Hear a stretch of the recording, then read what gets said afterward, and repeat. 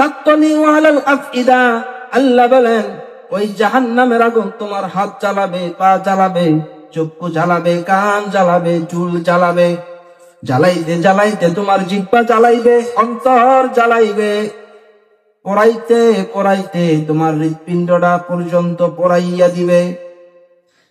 আহারে, দুনিয়ার মানুষের গায়ে যদি আগুন লাগে, সেই মানুষটা পড়তে পড়তে মৃত্যুবরণ করে ফেলে, কিন্তু মানুষটা অন্তরটা পুইরা গেলে, হৃৎপিণ্ডটা পুইরা গেলে কেমন লাগে সে তা বুঝতে পারে না, কারণ তার আগেই তার মৃত্যু হয়ে যায়। কিন্তু আল্লাহ বলেন, দুনিয়াবাসী শোনো, ওই দিন আমি তোমাদেরকে জীবিত রাখবো, ওই দিন তোমরা বুঝবা এই হৃৎপিণ্ডটা পড়লে কেমন লাগে। দুনিয়ায় তো তোমাদেরকে আমি কত সুযোগ দিয়েছি, তোমরা শোনো নাই।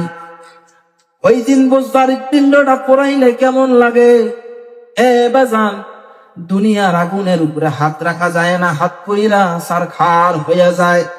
এই দুনিয়ার আগুন থেকে ওই আগুন হবে 70 গুণ উত্তাপ। ওই আগুন সহ্য করার মতো ক্ষমতা আমার নাই, আপনার নাই।